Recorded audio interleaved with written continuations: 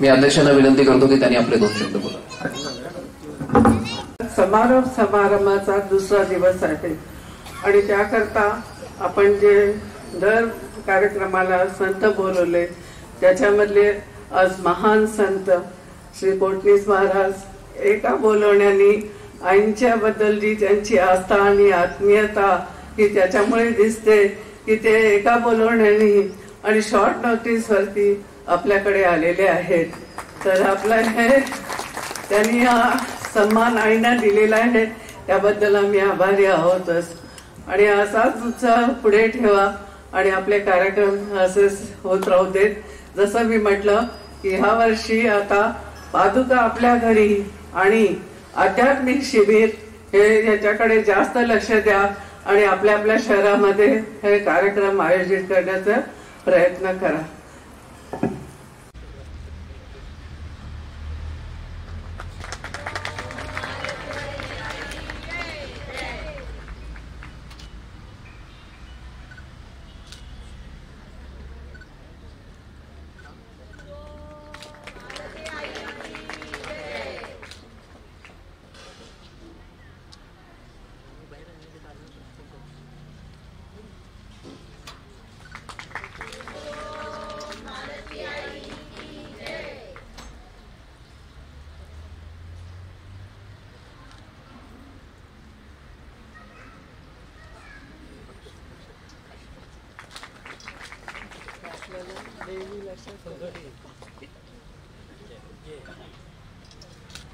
व्यासपीठावर उपस्थित अत्य सन्माननीय पाहुणे भ श्री पांडुरंग रघुनाथ म्हणजेच गुरुनाथ कोटणीस महाराज यांना माझा विनम्र होऊन अभिवादन. ओम मालती तपोवन यांच्या अध्यक्ष, सर्व विश्वस्त, कार्यकारिणी मंडळ तसेच अत्यंत उत्साहाने परमपूज्य ओम आईंच्या जन्मशताब्दी सोहळ्याच्या समारोपाला उपस्थित सर्व सत्साधकांना माझा मनापासून प्रणाम.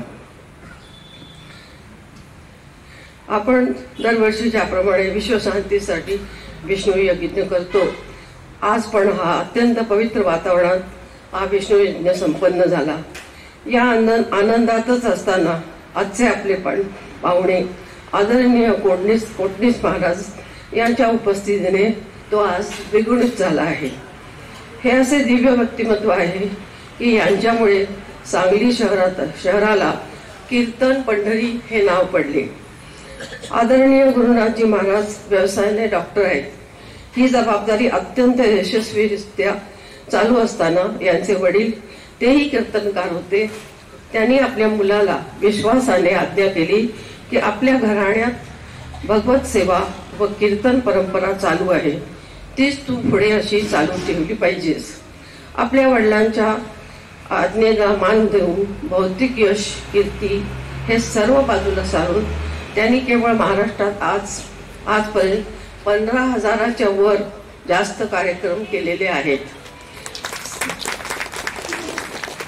श्री ज्ञानेश्वरी, श्री तुकाराम गाथा, दासबोध अशा महान ग्रंथावर त्यांचे प्रभुत्व आहे. गुरु कृपेने आम्हाला आज त्यांचे मार्गदर्शन मिळणार आहे हे आमचे सौभाग्य समजतो. त्यांची यशोगाथा, कीर्तन पर्व खूप काही त्याच्याबद्दल सांगण्यासारखे आहे, परंतु मी येथेच थांबते कारण आपण सर्वजण त्यांचे शब्द ऐकण्यास उत्सुक आहात. नमो नारायण. योग केला शिवानंद स्वामी गुरु प्राप्त झाला, फुला मांडीला जो तिला दान झाला. नमो योग योगेश्वरी माऊलीला. आजच्या या सोहळ्याचे प्रमुख पाहुणे गुरुवर्य आदरणीय कोटणीसजी महाराज, मालती तपोवनाच्या अध्यक्षा, विश्वस्त सहकारी आणि सर्व उपस्थित बंधू भगिनींनो, आज मी संकलित केलेलं परमपूज्य आईंच्या विचारांचं धन आपल्यासमोर खुलं करत आहो असं म्हणायला हरकत नाही. हे छोटासा ग्रंथ आहे. समीर दादांनी आपल्याला सांगितलं त्याप्रमाणे परमपूज्य आईंच्या 9 पुस्तकातून त्या विचारांचं मी एकत्रीकरण केलं त्यात 10 प्रकरणं त्यात आहे. पुस्तकाच्या जास्त तपशिलाबद्दल मी जाणार नाही. आपण जेव्हा ते पुस्तक वाचाल तेव्हा आपल्याला त्याबद्दल आपोआप सर्व माहिती होणार आहे. आज त्या पुस्तकाचं प्रकाशन होत असताना मला मनापासून खूप आनंद होतोय. त्याला 2 कारणं की बऱ्याच दिवसापासून हे प्रकाशन लांबत गेलं. सुरुवातीला माझ्याकडून झालेला हलगर्जीपणा, दिरंगाई, त्यानंतर थोड्या काही अडचणी, नंतर 2 वर्ष कोरोना महामारी, त्यामुळे ते लांबलं. मधल्या काळात असं वाटत होतं की आपण प्रकाशित करावं का, परंतु आईंचे विचार त्यात आहेत आणि आपलं तपोवनाचं एक धोरण असं की परंतु आईंच्या विचारांची पुस्तकं आपण प्रकाशित करतो आणि त्याप्रमाणे विश्वस्त मंडळाने अध्यक्षांनी ते परवानगी देऊन हे पुस्तक आज प्रकाशित करत आहेत. मला विशेष आनंद होतो की या पुस्तकाच्या प्रकाशनासाठी अध्यात्मातील एक अधिकारी व्यक्ती कोटणीस महाराजांसाठी या ठिकाणी उपस्थित आहे. ते मी माझं भाग्य समजतो. त्याबद्दल मी त्यांचा आभारी आहे. आयुष्यभर मी त्यांचा ऋणी आहे. दुसरी गोष्ट आनंददायी माझ्या दृष्टीने की खूप चांगल्या मुहूर्तावरती आज या पुस्तकाचं प्रकाशन होतं. आज आपण सकाळी विष्णू, आज चप्पाषष्ठी आणि तपोवनाकडनं होणार त्याचं प्रकाशन, त्यामुळे माझ्या आनंदाला पारावर नाही.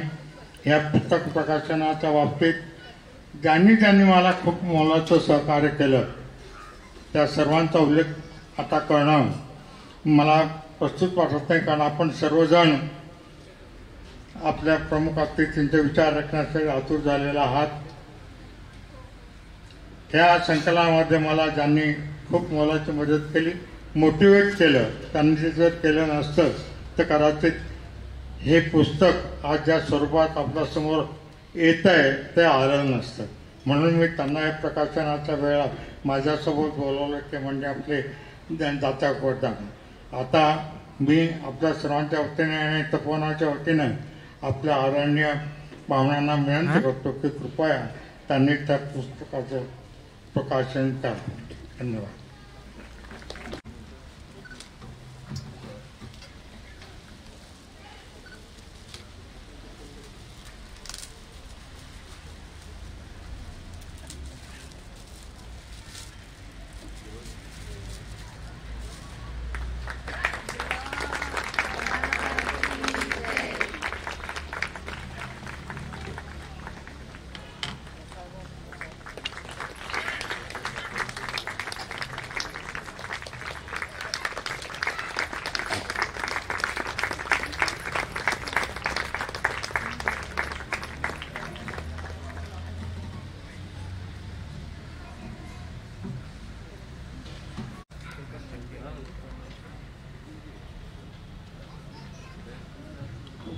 गुरुबंधू वगैरे आणि सज्जन,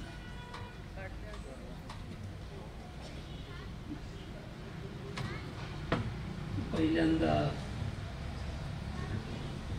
प्रकाशन झालेल्या पुस्तकाबद्दल सांगतो. माझ्या विषयाकडे होतो. प्रपंचात राहूनही परमार्थ करता येतो हा एक फार मोठा सिद्धांत आहे. फक्त प्रपंच या शब्दाचा अर्थ कळला पाहिजे. ही प्रपंच करावा नेटका, मग पहावे परमार्थ विवेका. पण आम्ही प्रपंचाचा अर्थ काय घेतो? हम दो आणि हमारे दो. उत्तर हा नाही. प्रपंच या शब्दाचा अर्थ आहे जन्म आणि मृत्यू. थोडं सांगितलं चुकलं. कारण संसार म्हणजे सगळेची स्वार, जन्म मरणासी नाही उदार असं समर्थ म्हणताय. तो हा प्रपंच. तो ज्याने केला त्या म्हणजे मालतीबाई. मी पुढे एक कथा सांगणार आहे त्यांची आणि मग माझ्या प्रवचनाला सुरुवात करणार. त्याची माझी जवळजवळ त्याच्यापासून अलिप्त कसं होता येते, हे जीवन जगता येते त्यांच्याकडे बघून कळते. कारण परमार्थ म्हणजे महासोपी गोष्ट आहे असंही नाही, आणि परमार्थ एवढं सोपं काही नाही. फक्त त्याला मार्गदाता जोपर्यंत सद्गुरु गाठ पडत नाही तोपर्यंत त्याची अनुभूती घेता येत नाही.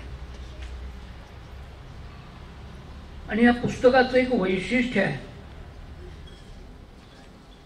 हे पुस्तक जरी संकलन केलेलं असलं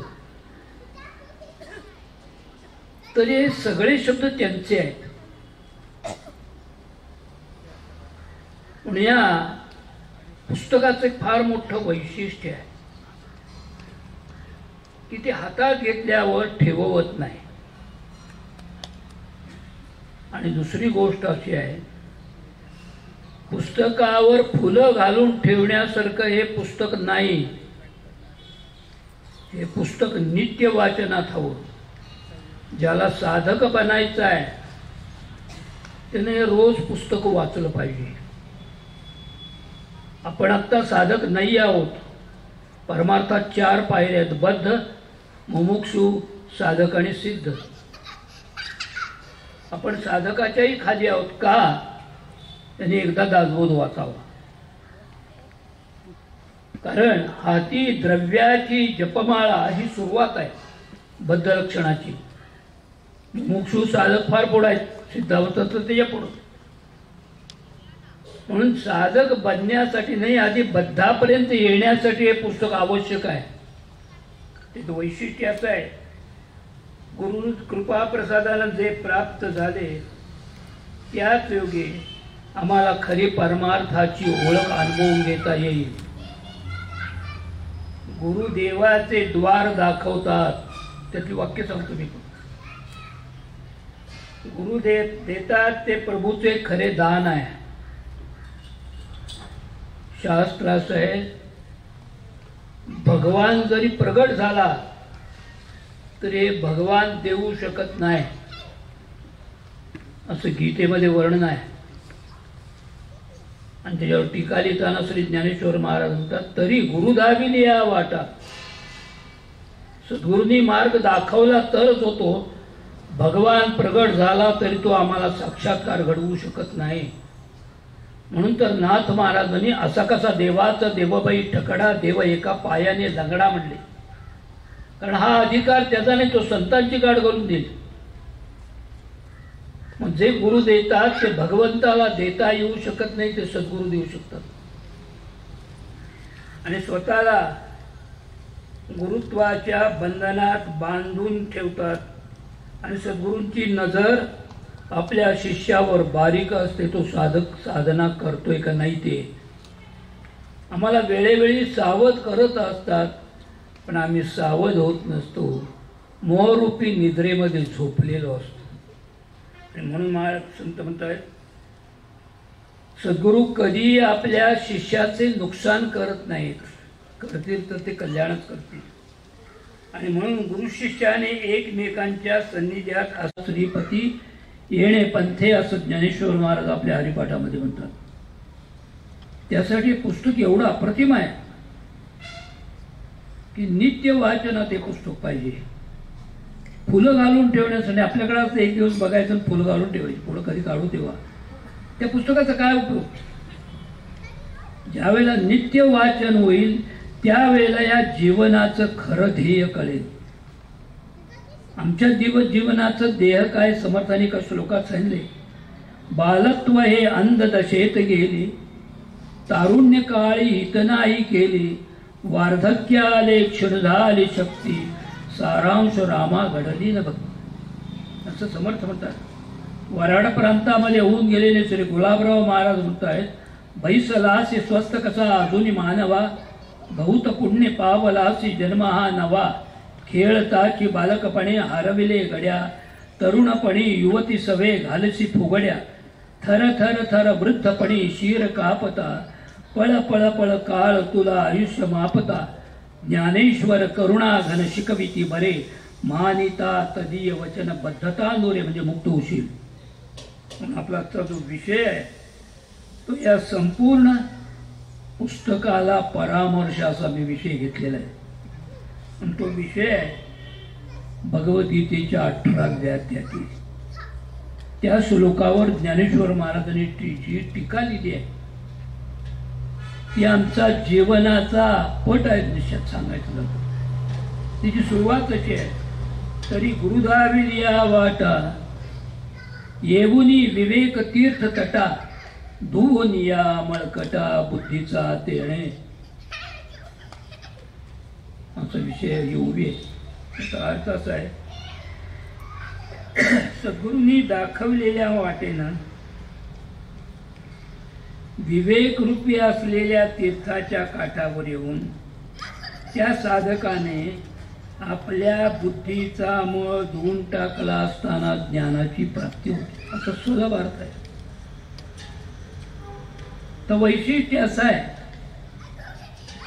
ज्ञानेश्वरीमध्ये जे 700 श्लोकावर 9845 ओव्या ज्ञानेश्वर महाराजांनी लिहिल्या. त्या संपूर्ण ज्ञानेश्वरीमध्ये गुरु हा शब्द एकंदर 138 ठिकाणी आलाय. पण जिथं जिथं गुरु हा शब्द आला तो सद्गुरूला उद्देशून आहे. कारण गुरु आणि सद्गुरू यामध्ये महातफावत आहे. गुरु म्हणजे आपल्यापेक्षा श्रेष्ठ गुण ज्याच्या जवळ असेल त्याला गुरुतुल्य मानावं, असं गुरुचरित्रात वर्ण आहे आणि दासबोधातही उभे आहे. ते म्हणतायत की जोपर्यंत सद्गुरू प्राप्त होत नाही तोपर्यंत नुसता गुरु काही कामाचं होत नाही.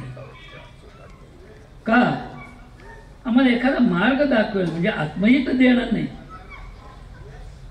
गुरु करी तरी घडे स्वात्मप्राप्ती इतराये स्थिती नातुडेची, असं कोल्हापूरला होऊन गेलेले श्री सिद्धेश्वर महाराज म्हणतात.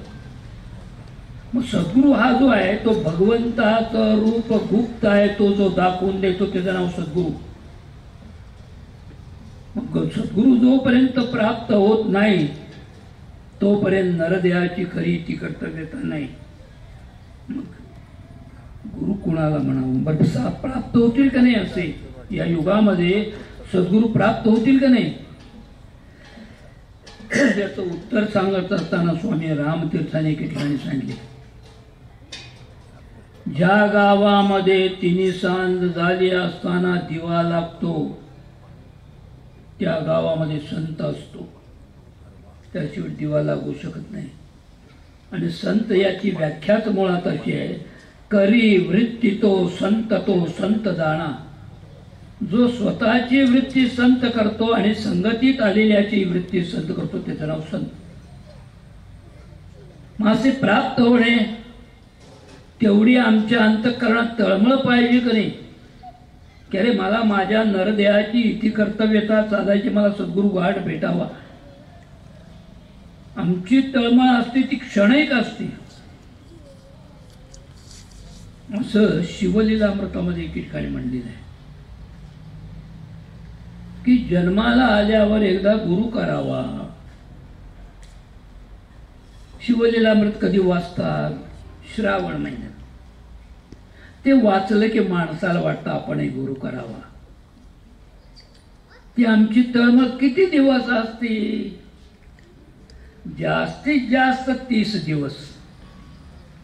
31व्या दिवशी संपली, पुन्हा पुढल्या वर्षी. महाराज म्हणतात नाही, त्याची प्राप्ती जी आहे तेवढी अंतःकरणामध्ये तळमळ निर्माण पाहिजे की नाही. ज्या क्षणाला तळमळ निर्माण होईल त्यावेळेला भगवान एवढा उदार आहे, तो संतांना आमच्याकडे पाठवून देतो. तुकोबारा म्हणतात, देव घ्या कोणी आईता आला घर पुसोनी. पण त्यावेळेला आम्ही निश्चित काय असतो, आम्ही झोपेत असतो. आणि झोपेत काय म्हणतो, देव नलगे साठवणीचे रुंधले ओझे. मनुष्याला देव नको असा भेटणारा कोण भेटेल काय? याला भागवतात हुए नाथ महाराजांनी सांगितले की किती समाधानी मनुष्य असू द्या, तो भगवंताच्या मंदिरात गेल्यावर काय म्हणेल, माझ्याजवळ 10 आहेत 15 होऊ द्या, म्हणजे अभिलाषा नव्हतं किती प्राप्त झाली तरी. आता भागवतात उभे आहे नाथ म्हणतात, असा कोणीतरी मनुष्य तुम्हाला गाठ पडला का की मंदिरात गेला आणि तो म्हणला, प्रभो मला ज्याजवळ सगळं आहे, मला अमुक अमुक रोग निर्माण व्हावं शरीरात, म्हणतोय. मज लागी दुःख होवावे म्हणतो का, सुखाची इच्छा आहे, पण आम्हाला सुख कळलं काय, बरं आम्हाला प्राप्त होतं ते सुख किती आहे. तुकोबारा म्हणतात, सुख पाहता जवा पडे आणि दुःख पर्वता एवढे. मुळात सुख नाही आहे, जे आम्हाला सुख वाटते ते शुगर कोटेड आहे, दुःख सुख नाही. मग सुख कुठं आहे, सुख एक हेची ठाई बहुपाई संतांच्या, म्हणवोनी केला वास नाही नाश त्या ठाया, कोठे उपास पडले होते कण्या बक्षी विदुराच्या. त्रैलोक्याधीश भगवान पण विदुराच्या घरी का जात होता. विदुरा खरा दासीपुत्र आहे, पण त्याचं चरित्रच अवर्णनीय आहे, पण तो सगळ्यात भगवंताला प्रिय का, तर अखंड साधना होती त्याची. बरं उपाधी विरहित दारिद्र्य होतं तिचं, दासीपुत्र आहे तो मुळात. का, अखंड अनुसंधान असल्या कारणानं त्याच्याजवळ शाश्वत सुख होतं. म्हणून महाराज म्हणतात की बाबा रे, गुरु तेथे ज्ञान, ज्ञानी आत्मदर्शन, दर्शनी समाधान आती तेथे. सद्गुरूजवळ शाश्वत सुख आहे. अशाश्वत सुख धर्म घेणार कोण. आम्ही माहीत असं देऊ शकत नाही, असं देतील, पण ते घेऊन काय करायचं आहे. त्यातली कोणती वस्तू आमच्या बरोबर येऊ शकेल. येताना काय काय आणलंय, लंगोटी सुद्धा आणलेली नाही. जाताना शाल येईल नाही, जाताना फक्त एकच नेता येते, जो सखामुचा जीवलग जीवीचा मिळवलेला असेल तर तो मार्ग सद्गुरू दाखवतो. गुरु तेथे ज्ञान, ज्ञान कशाचं आहे, आत्मस्वरूपाची अनुभूती. बरं आत्मस्वरूपाची जी अनुभूती आहे ती देहाच्या बाहेर नाही, कारण वेदात सूत्र आहे पिंडी ते ब्रह्मांडी असं शास्त्र म्हणतं. मग देहात आहे ते देहाच्या बाहेर कधी अनुभवतं, आतलं पाहिलं की बाहेर. आता मी मगाशी सांगितलं होतं की आधी मी गोष्ट सांगतो मग मार्गाला वळतो. ती गोष्ट अशी आहे, ज्यावेळेला मालतीबाईंना सहस्त्रदळ कमलाचं दर्शन झालं त्याच्यानंतर ते माझ्याकडे आल्या होत्या मग ते फोटो दाखवायला. मी त्याने एक प्रश्न केला होता की सहस्त्रदळ कमल दर्शन झालं पुढं काय. त्या म्हणले ते विचारण्यासाठी तर तुमच्याकडे आले आहे. मी म्हटलं मी काय सांगणार, तुम्ही तुमच्या शिवानंदांना नाही नाही म्हणले, त्यांची आज्ञा घेऊनच तुम्हाकडे आली. मला सांगा म्हणे. सांगतो म्हटलं बसा. चहा पाणी वगैरे झाला. त्यांना म्हटलं ह्या सहस्त्रदळ कमळ आधी मुलात आहे उलट, ही सरळ आहे, 5 ते 6 उलट आहे असं कबीर महाराज आपल्या एका अभंगात म्हणतात.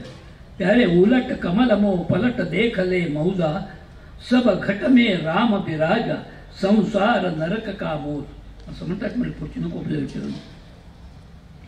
मग या सहस्त्रदळ कमलामध्ये हाय काय काय काय आहे.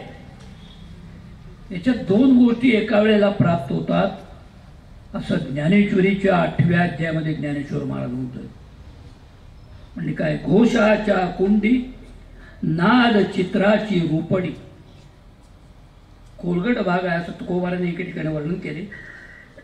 गोदे काठी होता आड करुनी कोड कौतुक. पुढचे नको चिरणी. गोनाम इंद्रियांच्या काठावर म्हणजे सहस्त्रदळ कमलावर मध्ये जो खोलगट भाग आहे त्याच्या 2 गोष्टी एका वेळेला अनुभवता येतात. नाद चित्राची रूपडी. आधी घोषाच्या कुंडी म्हणजे त्याच्यात नाद ऐकायला येतात. नाद किती प्रकारचे आहेत? नाद आहेत एकंदर 81 प्रकारचे. त्याच्यातले महत्वाचे आहेत घंटा किडिकिडी नादम शिवम शंखम नादम भीर्यादिकमानादम अनुभव मनलुब्धम भज सद्गुरुराजम भज श्री गुरुराजम असं संत म्हणतात. आणि रुपडी का म्हणली तर शास्त्र आहे ना सर, त्याच्या काठावर साधकाला एक पहिल्यांदा बिंदू दिसतो. तो बिंदू केवढा असतो? ज्याला जाडी नसते, ज्याला वजन नसतं असा असतो. तो पहिल्यांदा असतो नीलवर्णांकित. जसं जसा साधक साधनेमध्ये समरस व्हायला लागतो त्याच्याभोवती एक एक वलय निर्माण होतं आणि ते वलय वेगवेगळ्या रंगाचं असतं. ते कसं असतं त्याला ज्ञानेश्वरीत उभी आहे. सूर्य अधिष्ठिली प्राची जगा राणी व देसाची. प्रातः सुमाराला सूर्योदयाच्या अगोदर जी प्रभा फाकलेली असते तशी अंतरंगात असते. एकमेकात रंग बदलत जात असतात आणि त्याच्यामध्ये ते होता होता ज्यावेळेला अंगुष्ठ प्रमाणापर्यंत तेजोवलय वाढत राहतात त्याच्याभोवती एक श्वेत वर्णांकित रंगण तयार होतो. तुकोबाराय त्याला म्हणतायत तया दिसे रूप अंगुष्ठ प्रमाण अनुभवी खूण जाणती. अंगुष्ठ प्रमाणापर्यंत साधकाला त्याची अनुभवता येते आणि त्याच्यामध्ये साधकाला ब्रह्मदर्शनाची अनुभूती प्राप्त होते. ते ऐकल्यावर मालतीबाई घळघळ रडायला लागल्या. म्हणले महाराज हेच जाण्यासाठी मला तुमच्याकडे पाठवले, फक्त कृपा असू द्या, प्राप्त होऊ द्या. मी म्हणलं कृपा ते करणार मी नाही. ज्या वेळेला गुरु ते ज्ञान प्राप्त होतं ते अत्यंत कुठल्याही पुस्तकात आलेली गोष्ट नाही, पण मी साक्षीदार आहे, माझ्याकडेच आलेले होते म्हणून. गुरु ते ज्ञान ज्ञानी आत्मदर्शन दर्शनी समाधानाची देते. ज्या वेळेला या अवस्थेपर्यंत साधक येतो त्यावेळेला त्या आत्मदर्शनाची अनुभूती साधकाला बाहेर येते. ज्या वेळेला साधक त्या साधनेमध्ये स्थिर राहतो त्यावेळेला ते हृदयात न असणारे ज्योत स्वरूपाचं आत्मस्वरूप बाहेर प्राप्त होतं. ज्या वेळेला साधकाची ती अवस्था अंतरंगात जायला लागते त्यावेळेला ती पुन्हा आत जातं. असं ज्ञानेश्वरीत ओव्या आहेत. ज्या वेळेला ही अनुभूती प्राप्त व्हायला लागते त्यावेळेला आद्य शंकराचार्य म्हणतात धन्यतोहम धन्यतोहम धन्यतोहम पुनर्धन्य. ही अनुभूती प्राप्त होणे फार महत्त्वाची आहे आणि ती ज्यांनी अनुभवलेली आहे म्हणून काय म्हणतात त्यांनी दाखवलेल्या असलेल्या स्वरूपाच्या ठिकाणी त्याची पूर्णतम अनुभूती घेता येते. जिथं कसं आहे गुरु तेथे ज्ञानी आत्मदर्शन आत्मस्वरूपाची अनुभूती प्राप्त झाल्यावर नरदेहाची खरी इति कर्तव्यता संपती नाही पुढं आहे. ते सर्व व्याप्त अनुभवता आलं पाहिजे. म्हणजे उत्तर सांगितलं संतांनी अमा ब्रह्मांड पंढरी विठ्ठल दिसे चराचरी जे का मुमुक्षुची आई सद्वृत्ती ते रखुमाई तूर्या येची चंद्रभागा भीमा उन्मनीये गंगा चिन्मय वाळवंटी पाये बोध पुंडलिका आहे संत महंत निर्विकारी घाती रामकृष्ण हरी परतुनी पाये जड विटे सिद्धेश्वरा विठ्ठल भेटे माझ्या निष्ठाक्य विटेवरी तुझ बर्वे सात उभे केले मच्चित्ते पुंडलिके भुवन यशा ये स्थळी आणले असं संत म्हणतात. आणि ज्या वेळेला ही अनुभूती यायला लागते त्यावेळेला मनुष्य एका मिनिटात 10 श्वास घेतो. त्याच्यातला थोडा विषय या पुस्तकात आलेला आहे. 10 श्वास घेतो, पुढचा नाही तो संपतो. 7 बाहेर जातात, 3 आत राहतात, 2 देह व्याप्त होतात, 1 आपल्या कामाला जातो. तो पहिल्यांदा भ्रूमध्यावर येतो. जेथ भ्रू पल्लवाची पडे मिठी असं ज्ञानेश्वर महाराज म्हणतात. तिथून हा सरकत सरकत वर जातो आणि आज्ञाचक्रापासून आज्ञाचक्र हे पहिलं चक्र आहे म्हणजे पहिलं स्थान आहे. तिथून पंचम स्थानावर ज्यावेळेला साधक स्थिर होतो आणि ज्यावेळेला हा श्वास पंचम स्थानावर स्थिर होतो त्यावेळेला देहाच्या सर्व क्रिया बंद होतात. देहातला श्वास थांबतो. मग आता श्वासोश्वास कसा चालणार तर अंतरंगामध्ये एक श्वास शिल्लक राहिलेला तो सप्तम स्थानापासून पंचम स्थानापर्यंत येतो आणि तो शरीराचं काम करतो. त्यावेळेला हा श्वास वर सरकतो आणि ज्या वेळेला हा श्वास वर सरकतो त्याच वेळेला परब्रह्माचं खरं दर्शन साधकाला प्राप्त होतं, असं आद्य शंकराचार्य म्हणतायत. महायोग पीठे तटे भीमरथ्याम वरम पुंडलिकाय दातु मुनींद्रही समागत्य तिष्ठंतमानंद कन्नम परब्रह्मलिंगम भजे. पण खरं तिथं अष्टविधी आम्ही बाह्यांगानं म्हणतो, कारण खरा अर्थ कळणं तेवढी साधकाची तयारी पाहिजे. मग ज्या वेळेला ही तयारी होते त्यावेळेला नरदेहाची खरी इथे कर्तव्य कर्तव्य त्यावेळेला करता. अरे मला माझ्या सद्गुरूंनी किती दिलं. संत म्हणतात या गुरुला काय म्या द्यावे, यासी उतराई कैसे निभावे. सत्य स्वरूप लोपले होते ते म्या पाहिले गुरुचे नियत. मी त्यांना काय देणार. बर जे मी देणार आहे ते नाशिवंत सद्गुरू देतो शाश्वत. सद्गुरू शाश्वत पदासी देता म्हणून जडलो तच्चरणी. आता मग दुजा नाही कुणी दाते असती अमित पाहता त्यांच्या दाना नाही स्थिरता. असं बाबा गर्दे आपल्या पद्यामध्ये म्हणतो. सद्गुरू शाश्वत देतो. आम्ही त्यांना काय देणार म्हणजे नाशिवंत. सद्गुरू शाश्वत देतो. ते ज्यावेळेला त्याच्याशी तदा करतो त्यावेळेला त्या दर्शनामध्ये समाधान आहे. म्हणून संत समर्थ म्हणतायत त्या देवाचे दर्शन तुगे तुगे संसार मोहातून निगे निगे. आदि मध्य ना अंत जयाला ज्यापासून ओंकारची झाला. नेती नेती म्हणती वेद जयाला ब्रह्मा विष्णू हरय तिगे. त्या देवाचे दर्शन तुगे तुगे. रामदास म्हणे शून्याकार रूप नाही त्यासी आकार. परब्रह्म हे निर्विकार अंतर बाहेर हे अवघे. त्या देवाचे दर्शन तुगे तुगे. कारण भगवंताचं दर्शन कधीही चतुर्भुज ठोकळ्यासारखं होत नाही. कारण भगवंताला मुळात आकार नाही. निर्गुण निराकार भगवान. असं समर्थ म्हणतात. हलत नाही बोलत नाही करत नाही तो निरंजन. तरणारा एक देव निरंजन अनन्य तेथे राही. माईक माया सांडुनी काया धिडधरी रघुराया. दास म्हणे सुख सकल पावसी साधन थोर उपाया. जो हालत नाही बोल गीतेमध्ये तेच वर्णन आहे. नैनन छिंदंती शस्त्राणी नैनन दहती पावका. असं माझं स्वरूप सर्व व्याप्त आहे. मग तो आकारभूत कधी होतो. कोबारा म्हणतात देवे भक्तारूप दिला असे आकार. भक्ताच्या इच्छे खातर त्याला सगुणात आणतो म्हणजे आकार देतो. पण आकार म्हणजे देव नव्हे असं नाथ महाराज म्हणतात.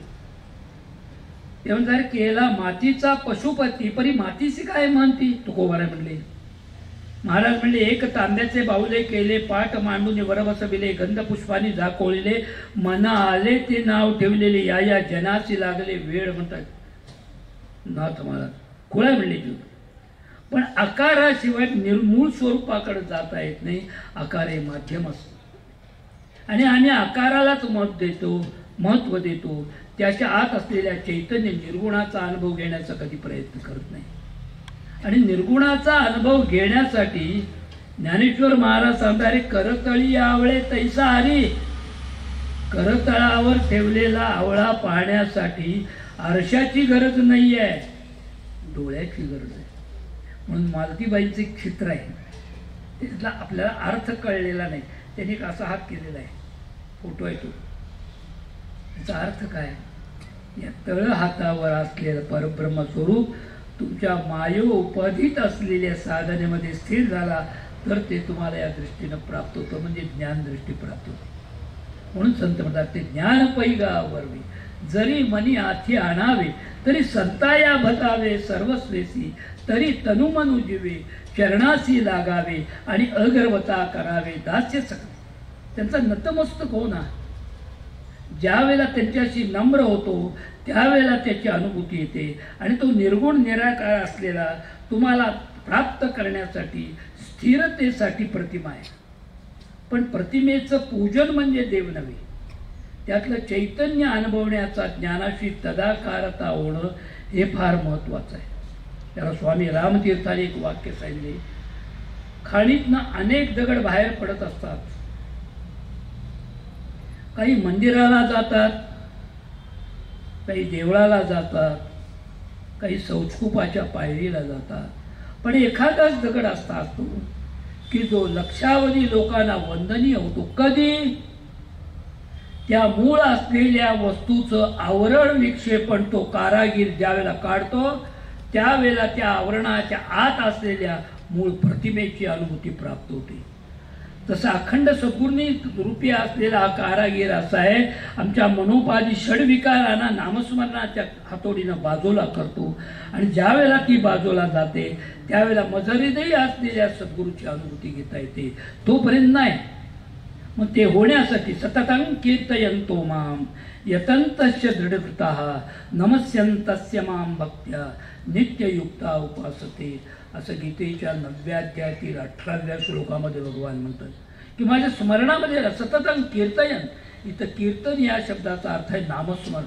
अहो करावे कीर्तन मुखे गावे हरीचे नाम, असं तुकोबार म्हणतात. मग स्मरण जे आहे ते स्मरण कसं करावं याचा पुन्हा प्रश्न आला. स्मरण बाह्यांगानं होत नाही, ती अहंकाराची उपाधी निर्माण होते. स्मरण आहे जे अंतरंगात आहे, असं 8व्या अध्यायामध्ये ज्ञानेश्वर महाराज म्हणतो. आता आत्मप्रभा नीच नवी जेथ करो नि ठाण देवी, इंद्रिया ते चोरो नि जेवी तयासीच भावे. इंद्रियांच्या करवी पण इंद्रियाला न सरळताना घेता येते. त्याला कबीर महाराज म्हणतात ओठ कंठ हाले नाही, जीवा न बोले राम, राम हमारा जप करे हम बैठे आराम. काही हलवावं लागत नाही. बाहेरच्या माळेची उपाधी कुठेही सांगितलेली नाही. मुळात डिक्शनरीमध्ये कुठेही माळ हा शब्द नाही आहे. अलीकडच्या डिक्शनरीमध्ये आहे. 150 वर्षापूर्वी मराठी शब्दरत्नाकरी या नावाचा जो ग्रंथ निघाला त्याच्यामध्ये माळ हा शब्द नाही आहे. मुळात शब्द आहे स्मरणी, जी स्मरण करायला शिकवते. म्हणून स्मरण देवो स्मरण देवो स्मरण देव जाणा. मग स्मरण नवल स्मरणाची ती ठेव, स्मरणा माझी प्रगटे देव. आता कोणी म्हणाले घ्यायचं कसं, त्याला एक दृष्टा. रात्रीचा सुमार आहे, जेवण झालं, खोलीत झोपायला निघालो. कॉटवर पडताना विचार केला उद्या सकाळपर्यंत दिव्याचं काय काम आहे. काय बटन बंद केलं, अंधार झाला. बरं पडल्याबरोबर काय घारासुराचं आख्यान लावत नाही, 5-10 मिनिटं जातात. तो पडल्यावर आम्ही विचार केला उद्या सकाळपर्यंत हा देह या कॉटच्या खाली येणार नाही. मग ज्या विधात्यानं हा देह घडवला त्या विधात्यानं या देहाच्या बाहेर असं काय एक बटन ठेवलंय काय की हा देह सकाळपर्यंत खाली येणार नाही. तेव्हा उद्या सकाळपर्यंत श्वासोच्छ्वास कशाला, बटन बंद. विचार करू, घरचे जागे असतील तर पुढे 2 तास नसतील, उठल्याबरोबर पहिलं काम म्हणजे जागृती असो स्वप्न असो सुषुप्ती असो, आमचा श्वासोश्वास बंद पडलाय काय. नामस्मरण कसं बंद पडतंय. ज्ञानेश्वर महाराज सांगतात अजपा जपणे उलट प्राणाचा तेथेही मनाचा निर्धार असे. हरिपाठात ज्ञानेश्वर महाराज अजपा जप आहे तो या श्वासाबरोबर करायचा. म्हणून एका पद्यामध्ये महाराज म्हणतायत हंसा वरती राम बैसुनी चालिले हो पुढती, हंस कसा मग उड्डाण करतो खाली आणि वरती, काली येता सवे उडतसे कोण जाणे गती, प्राणी निजला तरी हंसा न सोडी निजस्थिती. मनुष्य जागृत असो स्वप्न असो सुषुप्ती असो, श्वास जर बंद पडत नाही तर नामस्मरण कसं बंद पडतं. त्याचं नाव आहे अजपाजप. आणि अजपाजपानं जेवढं स्मरण होईल तितक्या सन्निध आमच्या जवळ येतोय भगवान. म्हणून ज्ञानेश्वर महाराजांनी याला उत्तर सांगितले कसा येतो. तो हा विठ्ठल बरवा, तो हा माधव बरवा. तो म्हणजे अंगुली निर्देशाच्या अंतरावर म्हणजे लांब, आणि हा म्हणजे मज सांगाती आहे. सद्गुरूंनी दिलेल्या नामस्मरणाच्या योगे मज जवळ आहे की जो इतका सन्निध आहे की त्याच्या एवढी जवळ वस्तू दुसरी कोणतीही नाही. पण तो आमच्या जवळ असून आम्ही देव शोधायला निघालेलो आहोत, आणि शोधायला गेलेल्यापैकी एकालाही आज मितीपर्यंत देव भेटलेला नाही असं समर्थ म्हणतात. देव जवळी अंतरी भेटी नाही जन्मभरी, मूर्ती त्रैलोक्य संचली दृष्टी विश्वाची चुकली, भाग्य आले संतजन झाले देवाचे दर्शन, रामदासी योग झाला देही देव प्रगटला. इतका जवळ त्याला एक पटण्यासाठी दृष्टांत, एक खेडगाव होतं, 18 पगड गावामध्ये राहणारे, पण गाव सगळ्याला लागून होतं, एकमेक लागून होते सगळे लोक. पण त्या गावात कधी काही कार्यक्रम व्हायचा नाही. बरं, देऊळ नाही, एक मारुतीचं देऊळ होतं, भलं मोठं, मंडपही चांगला, चारी बाजून जागा मोकळी, त्याला भिंती नव्हती. पूर्वी अजून आहेत अशी काही देऊळ की ज्याला गज लावलेले असतात लाकडी फ्रेम, ज्यातलं बाहेर बाहेरचं सगळं दिसतं असं. तो त्या गावातल्या काही प्रतिष्ठित लोकांनी एकत्र येऊन एक सभा भरवली. 7-8 जण होती की अरे आपण गावामध्ये राहतो, पण आपण गाव कधी एकत्र येत नाही, पण आपल्याकडे काही नाही आहे असं नाही, तेव्हा आपण एखादा दिवस तरी चूल पेटवायची आणि मंदिरात यायचं. म्हणून दिवस ठरला आणि त्याचं नाव ठेवलं ग्राम गौरव.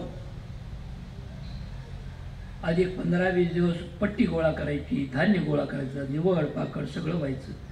बरं, दुसऱ्या दिवशी त्या गावात काय भेटायचं नाही, आपापल्या कामात जाण्याचं.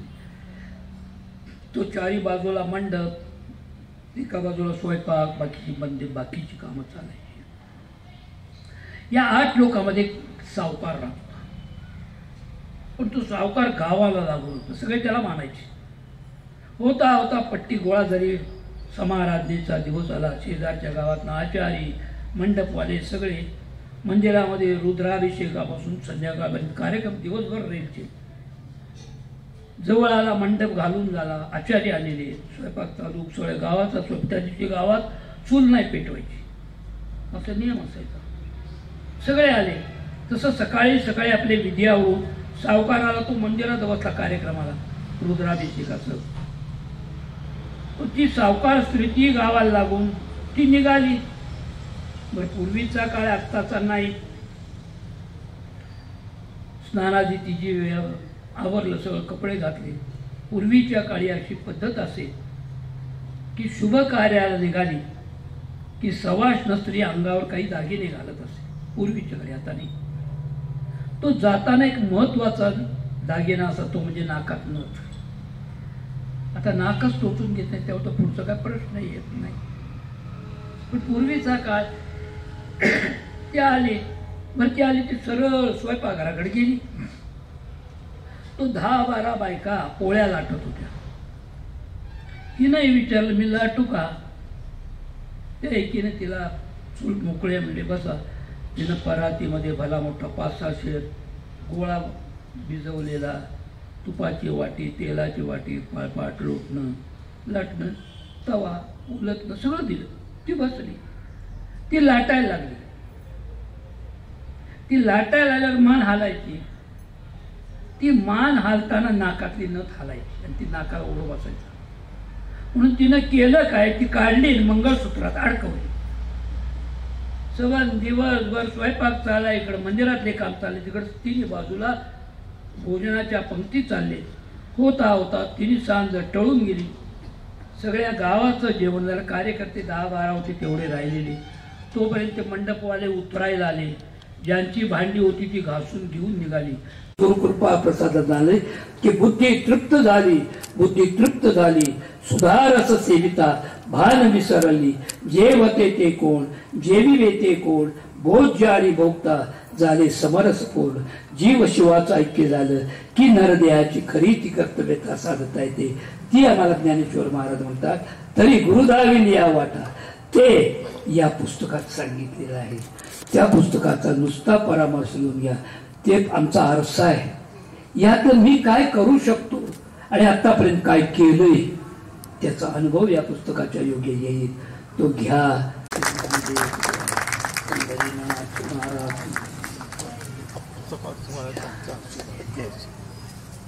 संदर्भ दिलेत त्यांनी.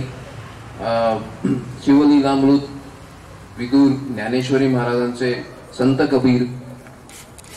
त्याच्यानंतर त्यांनी 2 अनुभव सांगितले ज्याच्यामध्ये त्यांनी आपले सद्गुरू माऊली ओम मालती देवींशी त्यांचा कसा संवाद झाला आणि कसं त्यांनी त्या 2 मोठ्या व्यक्तींनी एकमेकाशी संपर्क साधून कसं माहिती घेतली ह्याच्याबद्दल ते बोलले.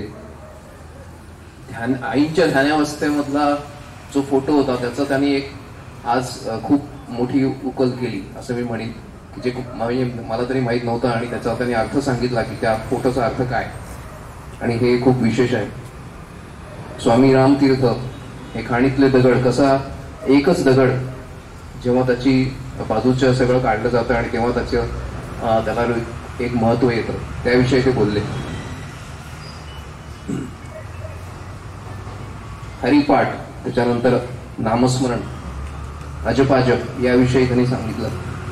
स्वयंपाक, रांधला असाही शब्द त्याचं महत्व सांगितलं. तर मी संस्थेतर्फे पुन्हा एकदा त्यांचे आभार मानतो आणि ते इथे आले आणि ते खरंच आमचं आणि या चांगल्या दिवशी ते इथे आले आणि हे आपलं सगळ्यांचं सौभाग्य आहे. तर मी त्यांचे पुन्हा एकदा आभार मानतो. त्याच्यानंतर मी मंगल महाजनताईंना विनंती करतो की त्यांनी आभार प्रदर्शन